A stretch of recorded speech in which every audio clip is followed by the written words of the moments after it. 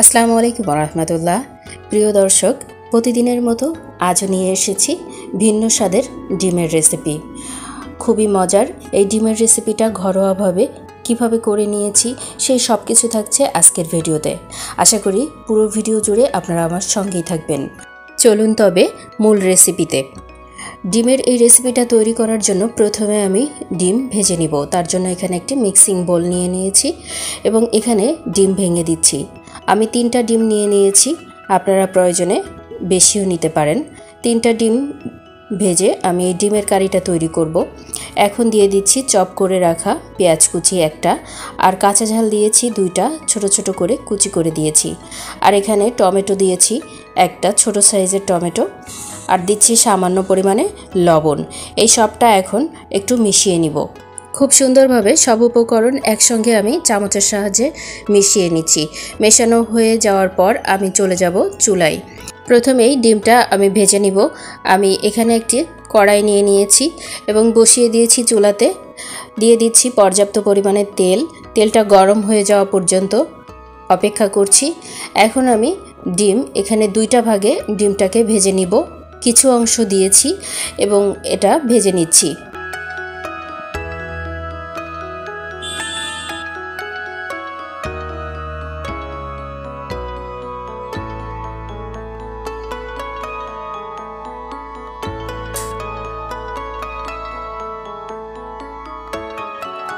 একইভাবে আরেকটা ডিমও আমি দিয়ে দিচ্ছি এবং ভেজে নিব।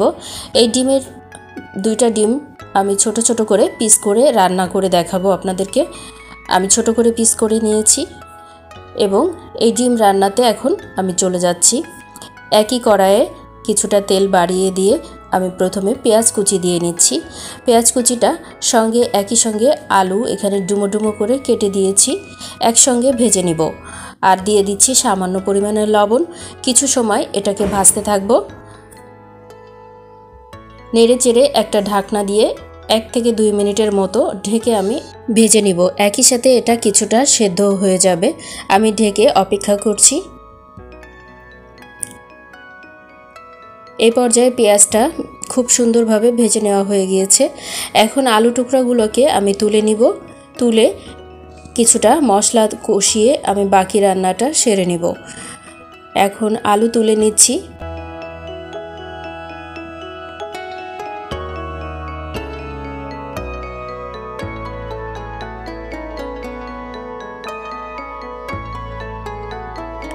এখন এই পেঁয়াজ বেরেস্তার মাঝে কিছুটা পানি দিয়ে নিয়েছি আর একটু লবণ এই পর্যায়ে দিয়ে দিচ্ছি। আপনারা স্বাদ মতো ব্যবহার করবেন। দিয়ে দিয়েছি সামান্য পরিমাণে আদা গুঁড়া, আপনারা এখানে পেস্ট ব্যবহার করতে পারেন। জিরা গুঁড়া দিয়েছি 1/2 চা চামচ, শুকনো ঝালের গুঁড়া দিয়েছি 1/2 চা চামচ, হলুদ গুঁড়া দিয়েছি 1/2 চা চামচ, রসুন পেস্ট দিয়েছি 1 চা চামচ। এই সব একসঙ্গে মশলাটাকে দিয়ে আমি কষিয়ে নিব। কিছু সময় এভাবে নেড়ে চেড়ে কষিয়ে আমি এটাতে টমেটো ব্যবহার করছি। এখানে বড় সাইজের একটা টমেটো ছোট ছোট করে কুচি করে নিয়েছি। আর দিয়ে দিচ্ছি কাঁচা ঝাল, 4 থেকে 5টা কাঁচা ঝাল এভাবে ফালি করে দিয়ে দিয়েছি। এখন এই মশলার সঙ্গে টমেটোটা আরেকটু সময় কষিয়ে আমি রান্না করে নিচ্ছি। এই রেসিপিটাতে টমেটো ব্যবহার করলে খেতে বেশ মজা হয়।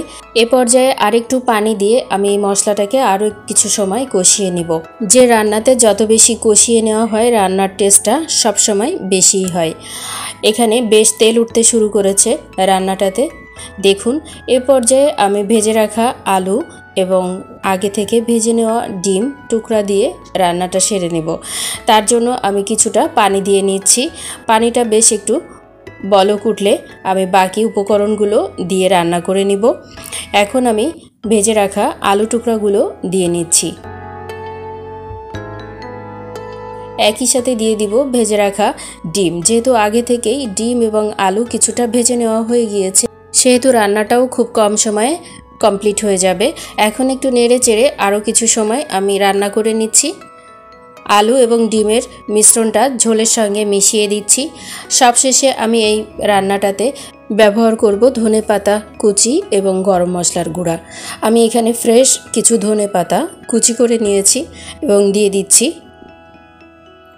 আপনারা এখানে ধনেপাতা কুচি ব্যবহার করতে পারেন, তাহলে স্বাদ খুবই ভালো পাবেন। আর দিয়ে দিব হাফ চা চামচের মতো গরম মশলার গুঁড়া। এই পর্যায়ে আমার রান্নাটা সম্পূর্ণই হয়ে গিয়েছে। এখন সার্ভ করে দেখাবো। তার জন্য এখানে সার্ভিং বোল নিয়ে নিয়েছি এবং তুলে দেখাচ্ছি কত চমৎকার হয়েছে এই ডিমের কারিটা। দেখতে বেশ লোভনীয় হয়েছে আর খেতে অনেক বেশি মজা হয়েছিল। সুযোগ হলে এমন একটা রেসিপি খুব সহজে বাসায় তৈরি করে নিতে পারেন, তাহলে পরিবারের সবাই অনেক বেশি পছন্দ করবে। আশা করি আজকের এই রেসিপিটা আপনাদের কাছে বেশ ভালো লেগেছে।